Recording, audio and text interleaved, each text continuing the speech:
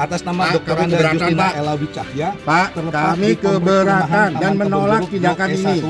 E1, Ini jelas sudah melanggar HAM. Ini udah nggak benar ini, Pak. Penerbangan Kota Administrasi Jakarta Barat. Dan Jangan ini Pak.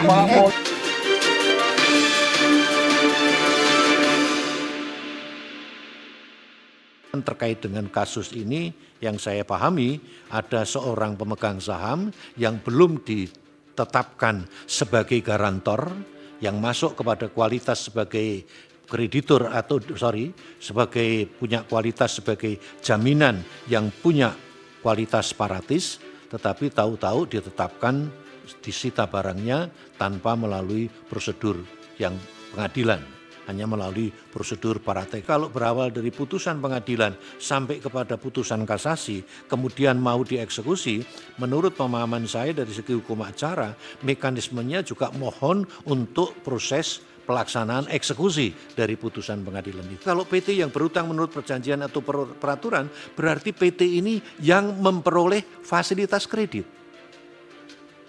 PT yang memperoleh fasilitas kredit. Ini menurut Undang-Undang PUPN disebut penanggung hutang.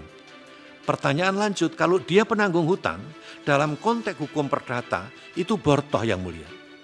Kalau bortoh itu asesor, bortoh boleh PT sebagai corporate garantor. Tetapi ada perjanjian pokoknya dulu yang dibuat oleh yang menjadi debitur. Lah ini kan kalau diterjemahkan penanggung utang kepada negara adalah badan yang berutang menurut perjanjian. Badan yang membuat perjanjian kepada negara siapa? PT, bukan pemegang sahamnya yang mulia. Maka kalau saya tanda dalam kasus ini, tahu-tahu ada pemegang saham, tidak tanda tangan sebagai penanggung hutang, tidak tanda tangan sebagai bortoh, tidak tanda tangan sebagai personal garanti, seperti tadi sampaikan yang mulia Pak Asrul Sani, proses di PPPN itu lewat APU dan personal garanti, ini tidak dilakukan tahu-tahu disita barangnya sebagai personal garanti. Dalam kasus permohonan ini, pemegang saham tahu-tahu dijadikan penanggung hutang. Dalam pengertian bortoh, dalam pengertian personal garanti. Padahal maksudnya di sini barangkali pengurus. Jadi menurut saya dari persoalan konstitusionalitasnya, menurut saya masih ada persoalan.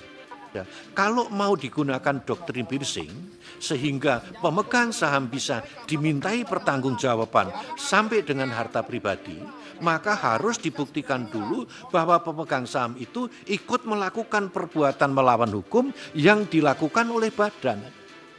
Nah ini belum dibuktikan pemegang saham. Malah pemegang saham ini kan sama sekali tanda tangani apapun aja tidak. Seperti tadi yang mulia Pak Asrul Sani, pengalaman di dalam praktek BPPN.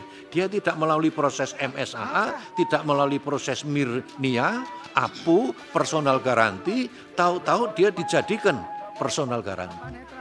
Jelas kok dikatakan bukan dia yang menerima uang itu, tapi bank yang lain. Dan itu ada di Bank Indonesia dan itu berdasarkan audit BPK, otentik.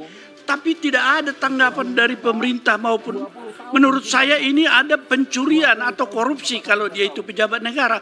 Tapi tidak dibicarakan. Tidak ada uang itu mengalir sama mereka. Tetapi sekarang dibebankan ini menjadi soal besar. Bukan soal keadilan yang ringan ini. Kepastian hukum itu adalah kepastian yang adil. Kok saya tidak berutang, tapi saya dihukum-hukum ini. Dia tidak terima, tapi dia sekarang dibebani. Bahkan ditambah-tambah lagi dengan berdasarkan peraturan PUPN yang sudah ketinggalan zaman. HAM sudah masuk secara lengkap di konstitusi kita, Pak. Itu dia, seorang penulis mengatakan constitutionalization of human rights menimbulkan masalah hierarki lagi intra konstitusi itu, dia lebih unggul dari norma yang lain. Sekarang ini dirampas dia, tidak dilindungi dalam kepastian hukum yang adil. Tapi kita persoalkan tidak dijawab oleh PUPN dan pemerintah ini. Ini yang saya inginkan sebenarnya. Apa benar pemerintah memberantas pencurian di negara ini? Saya agak heran. Indonesia ini arahnya kemana kalau begini?